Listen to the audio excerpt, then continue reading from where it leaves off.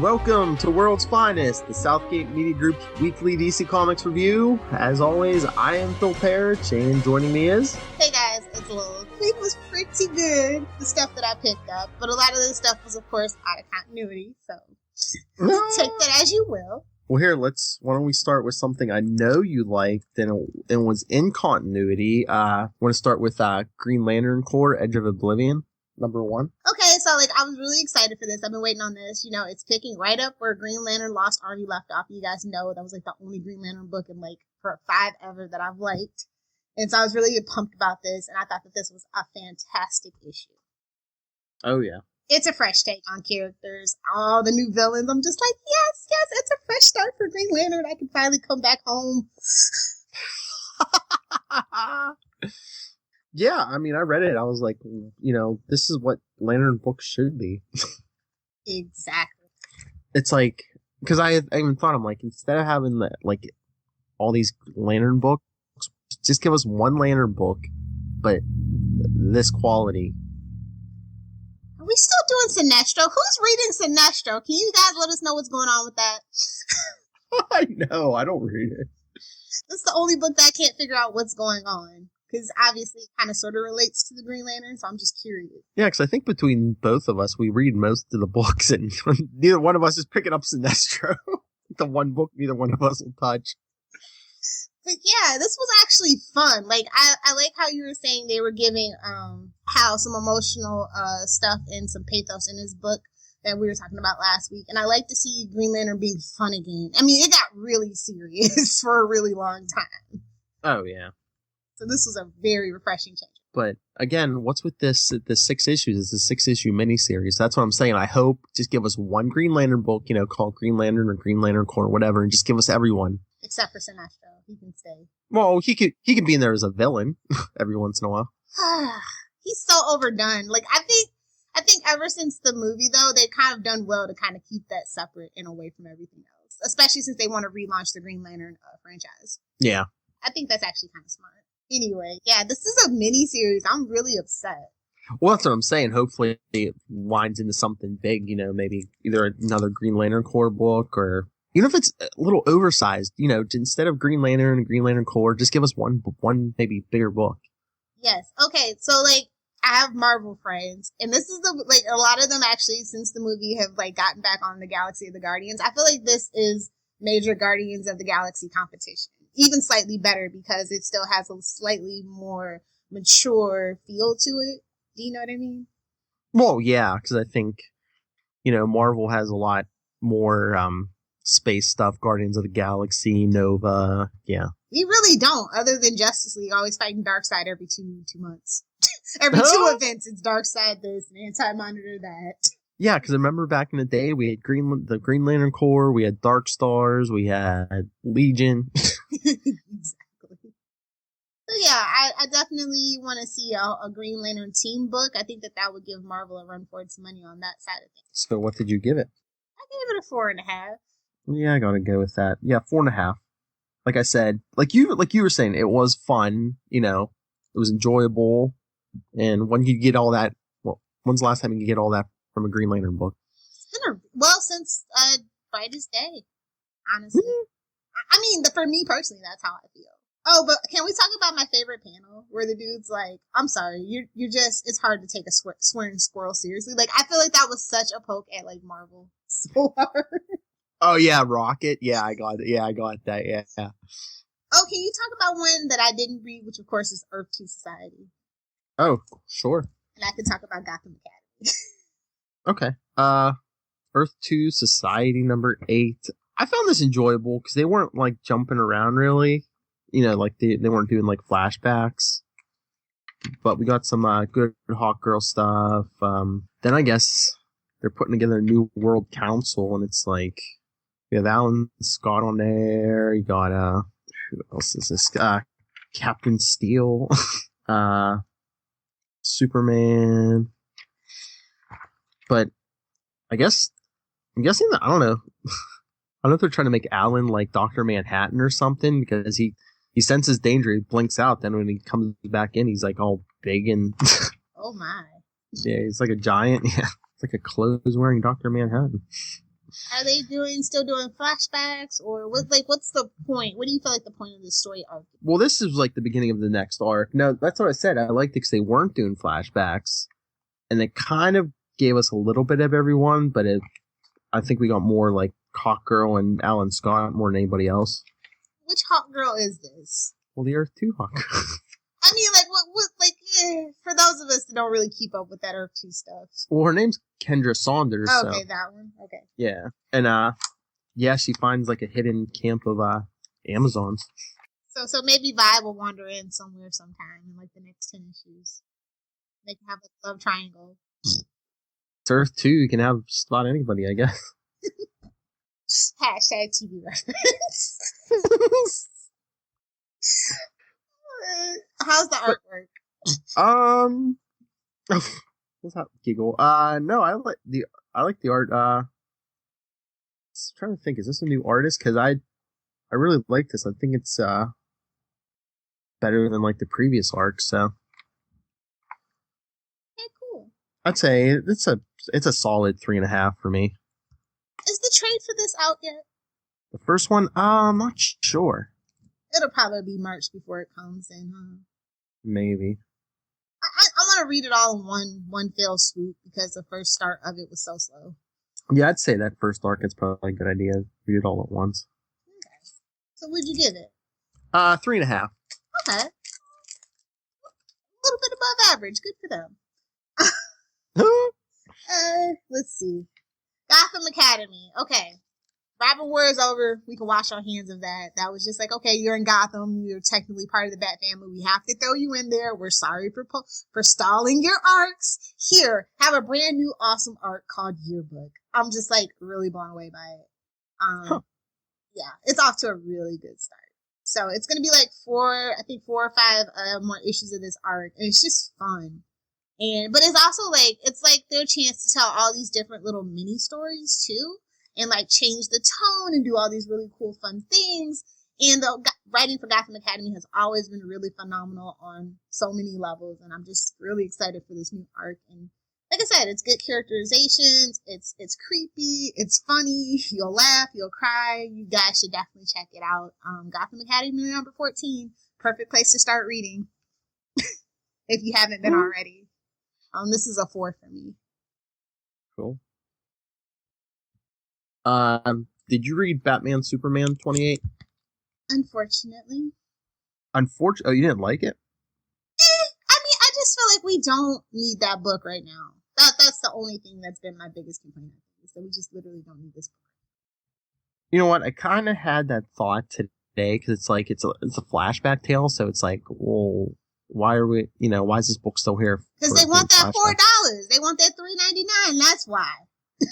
I guess, or are they just killing time till 50 after issue 50? Yeah. Yeah, it's a 3-part arc, so that'll get us right there, right? Yeah, but I mean, at least we had Superman being Superman, and we had Bruce as Batman. Well, I mean that's really sad that we have to point that out. Is my point. Like that's the selling point, that the characters that are supposed to be the characters are actually the characters. No, I see where you're coming from. It was a nice little treat for the flashback, and I don't know. I'm curious about this huge showdown. I feel like it might not go down how everybody wants it to go down. Mm-hmm. So yeah, I don't know. I like the old DC status quo. So for me, I'm just like, oh, this is so nice. And now, you know what I mean? Like it was just kind of like a nostalgic thing, and I was just like, yeah. But my whole problem is like, I think we're getting into another territory, like where it's like every time, it's just like everything New 52 now with Justice League has to do with Darkseid. Yeah. It's like now we're dealing with more Kryptonian stuff again. It's like every other month in a Superman book, it's like there's some Kryptonians, either rogue Kryptonians or a Kryptonian weapon or some Kryptonian menace. And like, wasn't it like Christmas? I was like, you guys are a couple of weeks late, aren't you? Anyway, I was just like, ugh, whatever. The spacewalk was cool though. It reminded me of Superman 2. Superman 2? No, into Superman 1. Okay, I thought you were going to say beginning of Superman 4. Never. Hmm? God bless Christopher Reeve's soul. Just never talk about that movie with me. Anyway, I'm excited. Like it was nice to see them, and it's got me excited to see what's gonna happen once the big issue. Well, actually, it's gonna be probably issue 52. Like 50 will be a big event, but 52 is when the real change comes. Is what I'm gathering from all these things that I've been reading. They really could use a reissuing, renumbering of Superman and Batman and Superman and Wonder. I mean, I think honestly we need to get rid of Wonder Woman and Superman. That really does nothing for those two characters. Do you think maybe we're going to see like a light reboot, and especially after the movie comes out, are they going to get rid of Batman? We need a Trinity book. That's what we need. That's what I'm thinking. They're going to get rid of the Batman Superman book, and they're going to get rid of the Superman Wonder Woman book, and they're just going to have one book that's Batman Superman Wonder Woman. That's been a long time coming. Yeah, I mean, I would rather have it that way because, you know, instead of two books, if it's just one book, I'll buy it. Exactly. All this splitting the titles to make more money, a la Death of Superman, is just been really frustrating and irritating. And it's been a drag on the storytelling quality as well. All the artists has to kind of sort of keep up and know, and you know what I mean, and all the writers. It's kind of a pain. Oh, yeah. So anyway, what'd you give this issue? Kind of bouncing. I'll split the difference. I'll give it a 3.25. Oh my God, me too, Philip. Oh yeah, I was kind of bouncing between 3 and 3.5. I'm like, I don't know if I want exactly. 3.5, but they won't get my $4.90 or my $3.99 next week. I'll wait till 50. I should have waited till 50. But the cover was really nice though. I didn't. You're gonna be waiting a while till 50. It's issue 28. You know what I mean. I know. Issue 30 then. Oh, where do you want to go to next? Did you read Catwoman this month? Yeah, you said you did, didn't you? Yeah, I did. And I read Batman Teenage Mutant Ninja Turtles too, so I guess. Okay. Catwoman 48. Like I said, I like this arc better than the last arc, but not that the last arc was bad, but it's like the second part of the whole, she's in New York, she's been framed for murder, and I guess they hint at some detective tries to arrest her and they have a history. He's like a dirty cop, and I guess he's been after her for a while. So she's on the run. She goes to one of her safe houses, and she's like, "Oh, I gotta like change my appearance." So she cuts her hair so it's really short, and she dyes it blonde. Ooh. And her friend's like, Selena goes, "How do I look?" And her friend goes, "Like Michelle Pfeiffer." I knew it was coming. I knew it. Oh yeah, they call it out. Because then she goes to see Penguin later, and he not completely, but he's kind of looking a little like the Danny DeVito Penguin here. There's nothing wrong with that. That's one of my... I mean, even though it's kind of not what you really want to see in the comic books, it's still a good, iconic image. It was still a really good movie to draw inspiration from. Yeah, I mean, it was a decent issue, but yeah, they were definitely hardcore calling out Batman Returns. That's okay. It's a pretty good movie. And then Penguin, I guess, had his bodyguard posing as a wall. It was Clayface. He just kind of like melts out of the wall. Oh, I love when comic books feel free to be comic books. Do you know what I mean? Oh yeah. But I mean, it was good. I'll give it another 3.5. Okay. Okay, so Batman and Teenage Mutant Ninja Turtles #2. Now this I didn't mind spending $4 on. It's $3.99. And it wasn't as great as the first issue, but it was still pretty good. And can we talk about the Shredder Penguin Alliance? Like, oh my God, right?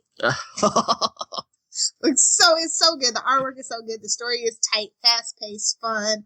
All the characters are exactly how you would expect them to be. Really great characterization. this has actually been a pretty enjoyable story so far. And if you've had your doubts about it, I think that if you like Teenage Mutant Ninja Turtles, which is produced by IDW, and you like Batman, this is a good way to spend your money, for sure. Is it 4 issues? I think it is. Okay. I was gonna say I might pick it up and trade. Yeah, that's the best way to do it. Because like I said, this one hit just a little bit of a bump, and then it'll probably go back up, and then go back up for the last issue. But and if you need another selling point, Lucius Fox also makes an appearance in this one. Cool. Batman, ninjas, turtles, just like anyway, yeah. What did you give it? I'll go ahead and give it a 4. The artwork is what really put it over the top for me. Oh, cool. So where to next? I don't know if I should finish out. I think I have one more book you didn't get, Red Hood Arsenal. Oh, and you didn't get Superman American Alien number 3? No, like I said, I think I'm waiting for the trade on that too. Oh wait, did you get Starfire?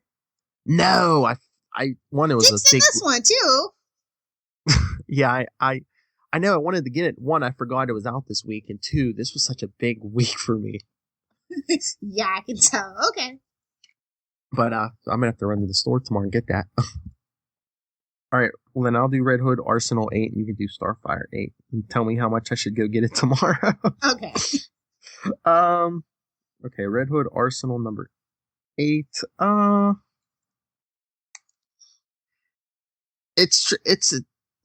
It's getting better because I even thought, I'm like, I'm gonna have to tell Lilith it's getting better because I don't think there was one, sexual innuendo or toilet humor or anything in this issue. Basically, Roy and Joker's daughter get kidnapped by the underdwellers or whatever you want to call them. And Jason goes looking for them. What is this, X-Men? Well, shit. Well, I guess. Well, Joker's daughter there was a Catwoman arc where she was down there with but it seems more Locky. Anyway, sorry. But there's a cool thing where it's like, I guess to get down there, I guess what is it? Back in the 20s, there was like a section of the city where like Gotham just kind of like walled it off and they like flooded it, so now it's like part of the bay. So Jason had to like swim down to this section of the city to get into the tunnels. So what are we doing with the character of Joker's daughter anyway? I don't know. Jason and Roy are trying to redeem her, but I thought they dropped her off at Arkham last issue, but here she is. She escaped. She's an escape artist. I guess. Okay, I know the one problem I saw somebody had online was, I don't know, Jason's helmet in this issue, it looks like you can see his lips through the helmet. Like there's an indent of lips, and it's just, I saw somebody online say, Jason Todd did not die and crow, get beat by the Joker, die and crow out of his grave just so his helmet could have lips. Wow. Yeah. But no, I think it's improving little by little, so.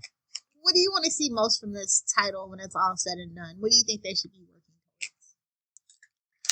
towards? My one big problem with this series overall, which I had with Red Hood and the Outlaws too, is like, I don't know, unless it's Bad Family, and sometimes I don't even buy that, Jason's not like really a team player. I'd rather see like a Red Hood solo book.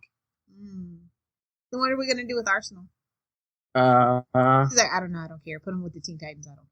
Put him with the Teen Titans, or like, where's Titans Hunt going? Is that going to give us another Titans book? No, I don't think so. It's not doing too hot. Uh-oh. Sorry. Oh, and other bad news, I don't know if you heard, but yeah, that whole... It's officially in the toilet with the Teen Titans / Blackbirds over on TNT. Yeah, I saw that. Yeah, they kind of said. Well, but that, like I said, the on that rumor on Channel 52, now I'm really inclined to believe that they might be making a Teen Titans movie. Oh. So, fingers crossed. Or, well, no, we're not going to ever get a Nightwing movie, but maybe a TV show. I was going to say, give us a solo Nightwing show. But I saw something online, I think were they working on an animated Judas Contract movie? It was in the pipelines. I don't know if it's actually getting pushed forward because they're so busy pushing that whole thing with what they're doing with the Batman and Damian's son of Batman, all those movies. So we'll just have to see. I think maybe after Killing Joke, we'll know for sure. Okay. I hope they do. I like that. Story arc. But anyway, so what would you give this issue? Probably another 3.25. Okay. You read Starfire number 7, right?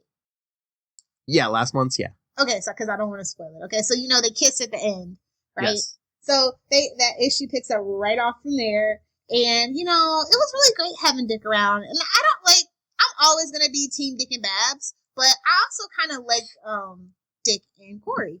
And they had their little thing, and it's been rewritten on again, off again thing, and they handled it really well. And he did a lot better job as a cameo in this than he did when he went to Batgirl's book, in my personal opinion. And it was just fun. And we also get some Spiral in there, and so it was really cool to see how these two worlds interwove with each other, because Amanda and Jimmy don't really, they're all slapstick and beaver jokes, even, and it makes more sense for Starfire, and they actually tone it down a lot for Starfire, which I just can't figure out, but I still really enjoy it. And so it was just really refreshing, fun, and they just had the best character interactions. They were so relaxed with each other. It was just such a great change of pace for both these characters. So I like that show.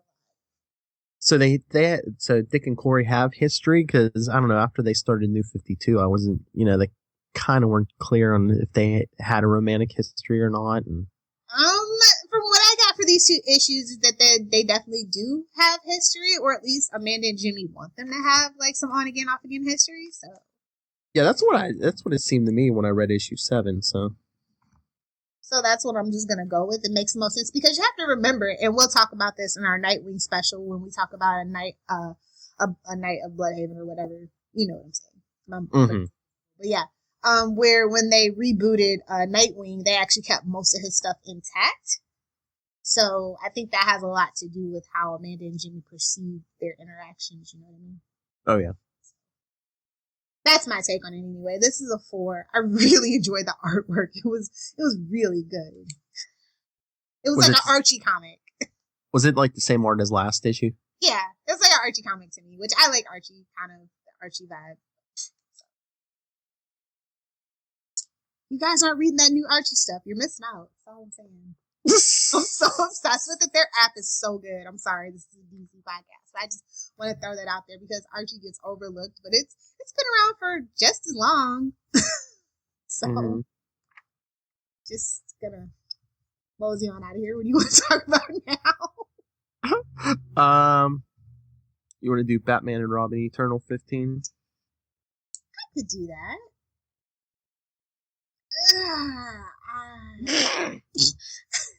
We have so far to go. It's my only problem at this point. Well, it's ending sometime in March, so I mean, at the most we have a little over 2 months. Just reading this one, it just felt like it had so much longer than that. This is another little filler kind of thing. I was just okay, that's fine. At least the art's fun. At least the fight scene's cool. Yeah, I mean, the big problem, I know your big problem is it's Tim Drake and Jason Todd. There really wasn't anybody else in this from the Bat family. You know me so well. Yep. It's like Red Robin, Red Hood, and Azrael storyline, and it's just wait, what? I just don't even know anymore what we're doing. It's got all dark and gritty for no. Yeah, and like the big problem, I mean, Saint Dumas, well, Saint Dumbass, I should call him, I guess, because it's like he just seemed too. He just trusted Tim Drake too easily, I think. I don't know. I kind of like this Jason because he thinks his fist will fix any and everything, and that philosophy is just hilarious in the face of every other Bat Kid's kind of philosophy. So that was like the funniest thing for this issue for me. But it's just like Tim Drake's like, oh yeah, here I'm switching sides. Here's Jason Todd. Okay, come on in. Let us tell you everything about our secret society. Well, I mean, when you're chanting and wearing robes and you know, a lot of that doesn't, you know, leave your brain pretty empty. So yeah, I don't know. I feel this was a little messy. I hope next issue is better. Mm-hmm. So are they gonna? I wonder if are they gonna try an Azrael book since they're like introducing him? Stop trying to make Azrael happen. Like if he is garbage on Gotham, they can't make a book. But if he's the bomb.com on Gotham, then go ahead and make the book. Oh, I'm just saying. It'd be better than a Telos book. I'm just saying. Oh, what wouldn't? We didn't get a Brainiac book. That's what I'm saying. Exactly. Just decisions. I mean, I know he's not your favorite, but we can't get another Red Robin solo book with Tim Drake, but we could tell us. I wouldn't even mind that. Anything would have been better than Telos. I mean, the Bat Family sells. Could have had a Cassandra Cain miniseries. Exactly. Anyway, what did you give this book? What do I want to give this? I'll give it a 3.5. I gave this a 2.75. I was gonna say, I know you're going lower. The artwork is the only thing that kept it from being a 2.5, to be honest. Here's to next week, I guess. This is the thing about weekly comic books, though. You have to have like every single issue to keep that money flowing in. Every single issue has to be on point. You can't falter. And then they also falter, like in my personal opinion, 2 weeks in a row. They came back a little strong last issue, and now they've dipped again. And it's just like, why am I going to keep spending this money? Should I just wait for the trade? No. So yeah, they have to really come strong these next couple of issues, or I'm just going to wait for the trade.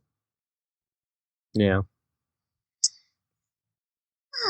Is that all we have left? I have 2 left, and I figured one's a back book, so maybe should we just finish off the back books? Yes, let's do that. Okay, Robin War number 2. All right, let me ask you a question. Did we get any pages in this book where someone wasn't saying I am Robin or I'm not Robin? I don't think so. It's $5. That's all I have to say about it. We get it. It's Robin's, but every page, I swear, almost every page, it feels like someone was saying, I'm Robin, or I'm not Robin, or, yeah, I am Spartacus, we get it. Exactly. Little Kirk Douglas in the corner with a little tear. We read issue 1, we read all the tie-ins, we get it. I mean, this has been a pretty cool little event. I'm really a fan of We Are Robin. I'm really going to be sad to see those characters go. I hope at least Duke, at the very least, gets integrated somewhere into a Bat book. It'd be a shame to let all these characters go. Are we getting more We Are Robin after this, or? I don't think so. Oh, it's done right now? There's no more? It got 12 issues, so. Okay, so we're getting a couple more, okay. Yeah. So how do you feel about the Robin? I don't know. I mean, in ways I like it, but it's like, what did we accomplish? Money for DC. Where's the ka-ching button, Phil? Oh, sorry.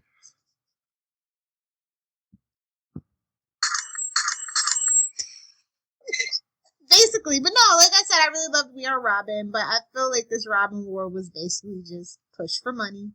Because honestly, I mean, we have to still see how Batman and Eternal and all that stuff works out. But like, where are these characters actually? What are they actually striving for? What are going to be the results of this? I mean, I'm tired of the owls at this point. They've oversaturated the market with it. Seriously, I mean, should we spoil the ending of this book? Or no? It's Friday. Yeah, go ahead, do it. Well, by the time this comes out too, but yeah, exactly. Well, yeah, Dick Grayson basically, is a member of the Court of Owls now? Which kind of makes sense, and it's a fun twist considering all the things that we've known in the past about the owls and the Grey Sun and all these things. So I think that was pretty cool. Yeah, but you were saying, there's enough with the owls already. Hopefully, what I want to see is this is a whole plot by Dick to take down the Court of Owls. Which, of course, it is. Yeah, and, but he can't do it by himself. He's going to have to wait till Bruce comes back to help him. I will say the artwork was so phenomenal. It blew me away. There were so many people working on this issue. It was crazy. Mm-hmm.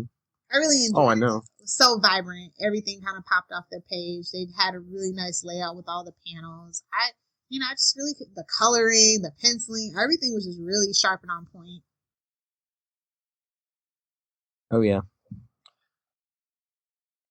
But, yeah, maybe if they do a reboot, maybe the last Batman story will be, them taking down the Court of Owls for good. For good. Erased from history. Maybe not that, but maybe, if only you do... to be seen on Gotham.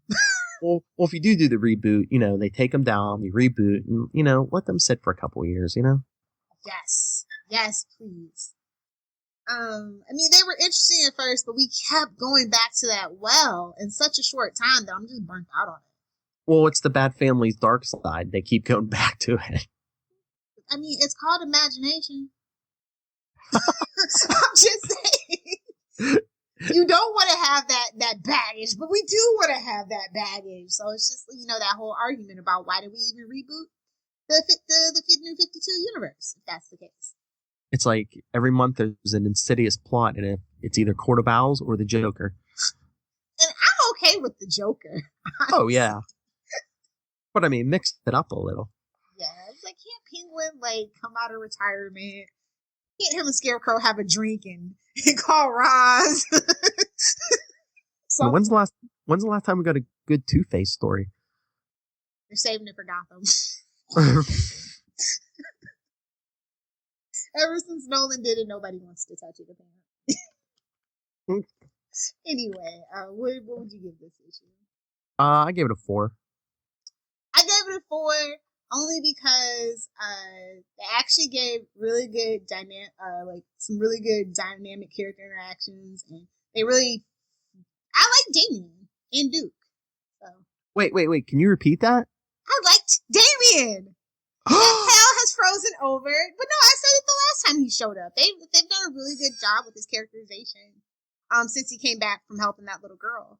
So he needed to mature a little bit, and I feel like they've finally done that, thank God. He doesn't seem like a whiny little baby anymore. Well, that's what I said. It depends who's writing him. So yeah.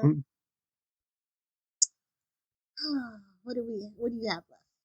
I have one book left. What about you? Yep. Okay, I did pick up Arrow Dark Archer, though, just so we can test the waters. Okay. So we can talk about that the last time, and you can ask me questions if you want. Okay. So, Constantine. Constantine, the Hellblazer, number 8. My pick of the week.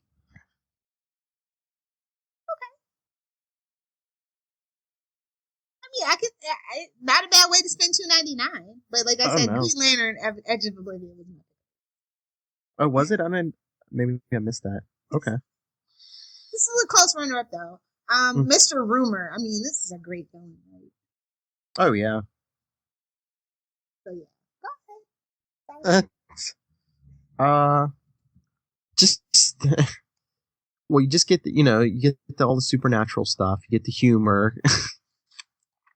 With Constantine and Papa Midnight trying to break in the I guess we finally get New 52 Neuron. What's with that hair? Let me just say, the best thing about this book is that it has 5 2-page spreads. Y'all know I love a good 2-page spread. Right? And so, but the thing about this issue, I think, and forgive me, the devil is in the details.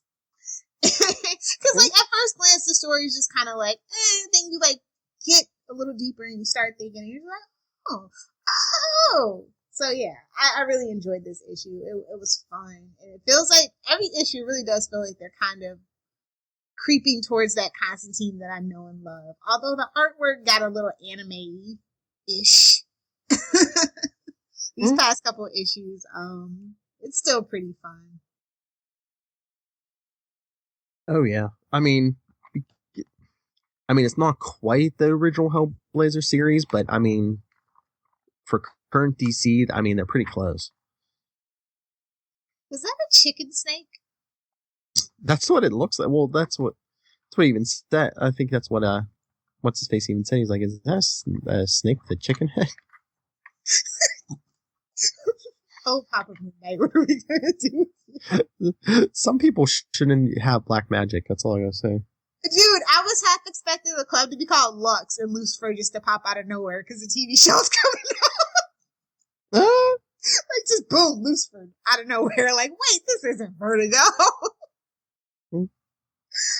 Oh, but that's kind of, he named his club Midnight. What? Anyway, this was a great story. It was fun, and I'm glad to see that they didn't forget about Papa Midnight. Oh yeah, Papa Midnight. What's with that cowboy hat? Urban Cowboys? Question mark? If you haven't seen that movie, you need to. It's great. And DC writers, come on. We love this book every month. You can't throw in a supernatural menace or something named Lilith Hellfire? Come on. How great would that be?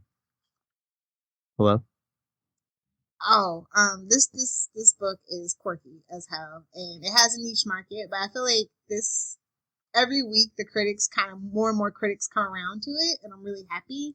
And I hope that bodes well for the character of Constantine in other media, is all that I can say. Is it doing alright numbers-wise? Oh, yeah. Oh, cool. And they used the bad language, too. I know, my little heart just thumped a little harder. I miss having a mature line. Like I said, that was one of my favorite Green Arrow eras ever. So, we're the only ones that are really buying it anyway. So, just go ahead. Mm. That's all I'm saying. Let me just encourage bad behavior on everybody's part. Anyway, did we give this a rating? No, we didn't. I give it a 5. Like I said, is my pick of the week. I gave it a 4. Like I said, it's kind of a down step in the artwork, and it just kind of threw me off. And it would have been a 3.5 had they not gave me those 5 2-page layouts. Okay, let's talk about this digital first series, Arrow the Dark Archer #1. The artist is Daniel Sempre, and of course it was written by Carol E. Barrowman and John Barrowman. Carol is his sister, and she is a novelist, if you guys don't know, which is why he kind of tapped her to help him with this. I don't like the character of Malcolm Merlyn. I feel like he's overstayed his welcome and his usefulness, and I really hate him being Ra's al Ghul. But if you take all that away, this is a really good book. If you like the character of Malcolm Merlyn and you've always kind of wondered what he's been up to, this is really the book for you. It was well paced. The artwork was great. He kind of steps down it doesn't really step down. He kind of disappears from his duties as Ra's al Ghul, and he ends up in South America where he's doing secret research. And of course, he has somebody from his past, because it's Arrow, who's out for vengeance. So it's just basically he's Oliver. Just basically. But no, it was really a good, fascinating read. If I cared about the character of Malcolm Merlyn, I would be picking this up every week. I mean, it's not a bad way to spend 99 cents.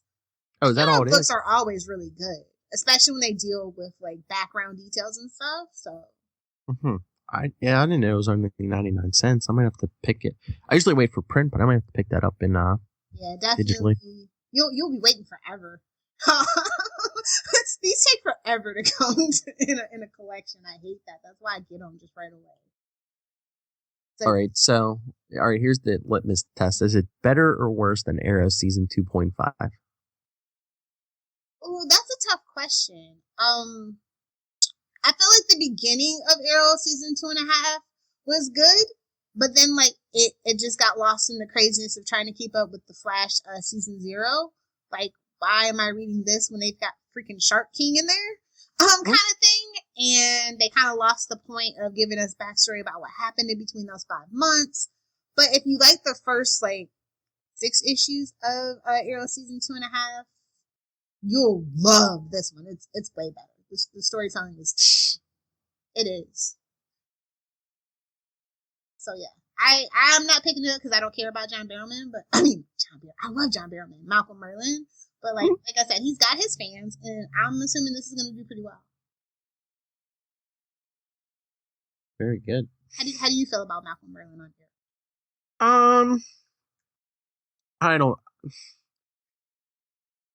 I like the character, but I don't know. Just some of the choices they've made with him. Be his father, be Ra's al Ghul. Cool. Yeah. Blowing up the city. And now he seems kind of almost like a half an ally of all of her. It's just, I know, but yeah. So, he's like that utility character. If they need somebody to fill a role on Arrow, well, let's stick Malcolm in there. Let's be real. On Arrow, everybody's a utility character and interchangeable as hell at this point. I'm just saying. Anyway, let's let them get out of here. All right. So we're done. Yeah, we're done. All right. Well, before we go, just keep an eye out.